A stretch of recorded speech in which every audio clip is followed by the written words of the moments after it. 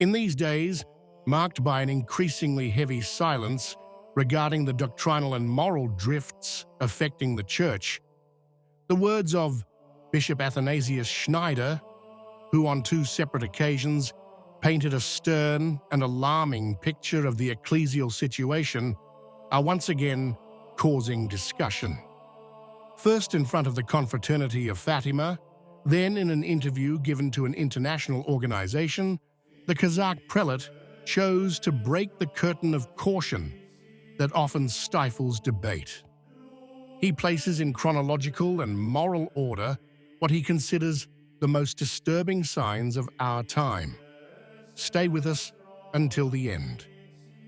His speech began with the pontificate of Pope Leo XIV, presented as a decisive and even dramatic passage for understanding the spiritual climate in which the Church finds itself immersed. In his speech to the Confraternity of Fatima on November 13th, Bishop Schneider wanted to clarify that these are not fleeting impressions or fears cultivated in the shadows. These are observable facts which, in his opinion, show the already recognizable direction of the pontificate of Pope Leo XIV. He spoke with the sober impersonality of someone presenting a factual fact rather than a personal polemic, affirming that it is not possible to continue to look the other way and pretend that everything is proceeding as usual. He evoked the celebration of Nostra Aetate as an example of the relativization of the uniqueness of Christ, a gesture that, according to the prelate, would convey the idea of a church ready to place itself on an equal footing with the world's religions, almost forgetting the mandate received from the Lord.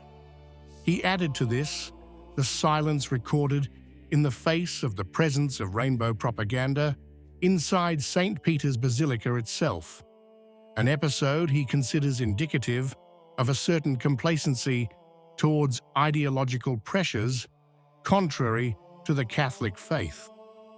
Schneider also recalled how several episcopal appointments in recent months seem to respond more to worldly and naturalistic criteria than to a clear fidelity to the divine commandments, almost reflecting a worrying resignation of the Church in the face of the spirit of the times. In this climate, he concluded, the most urgent response remains that of intense prayer for the Pope, so that he may find the strength to confirm his brothers in the truth without fear or compromise.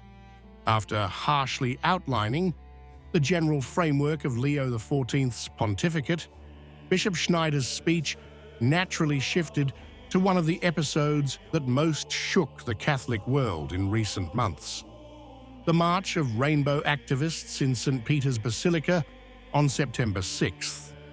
It was an inevitable turning point because that event, in the prelate's interpretation, represents the direct consequence, almost the bitter fruit, of the climate of indulgence, silence, and winks that he attributes to the current direction of the Church. Presenting the facts as a reporter who limits himself to recording the essential, Schneider reiterated that transforming the most recognizable house of God into an ideological platform is not only a provocation against common sense, but a real profanation.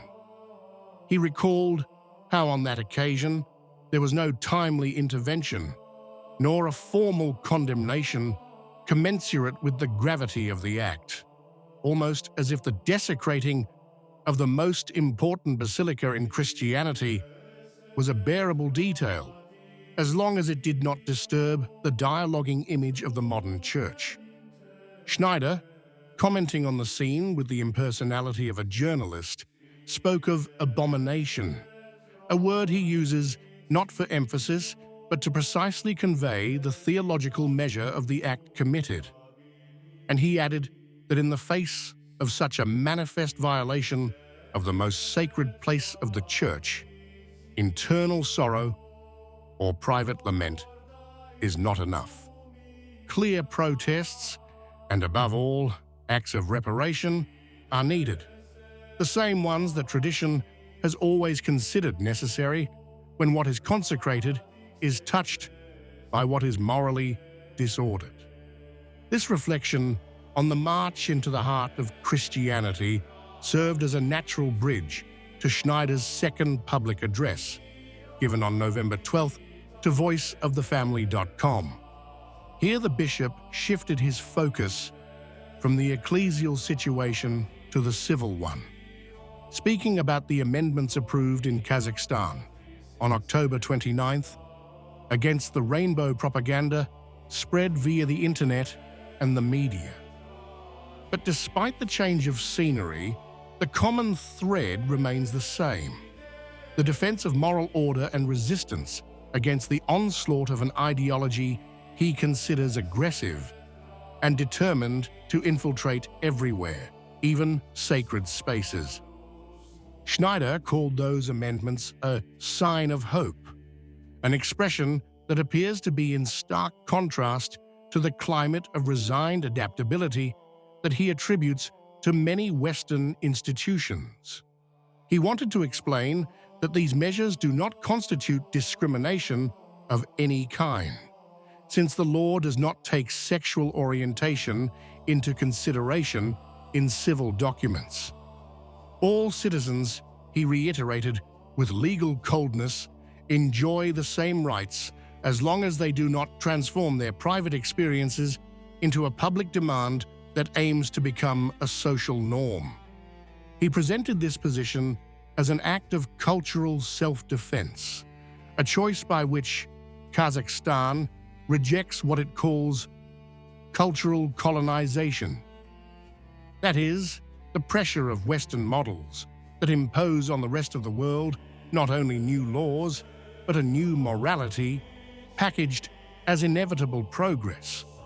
Finally, almost as if to close an ideal circle, the bishop recalled that the so-called rainbow Eucharists, of which the march in the basilica itself was an ideological prelude, represent, in his opinion, a direct violation of the divine commandment. They are a sacrilegious distortion that attempts to mask objectively sinful behavior with the most sacred symbols of the Catholic faith.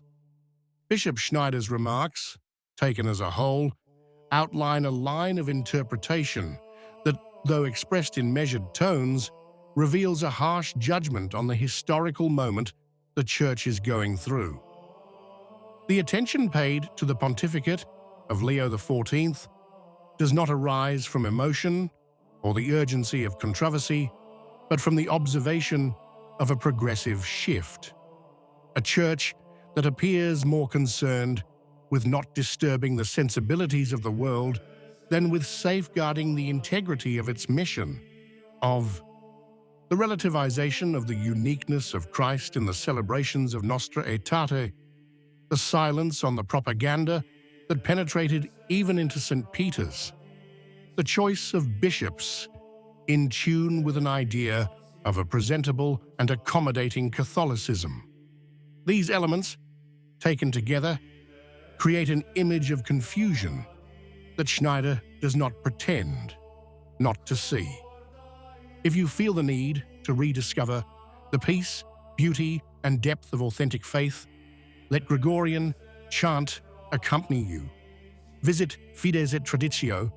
You'll find voices, prayers, and sounds that bring the heart back to the silence of God. Find the link in the description. What do you think?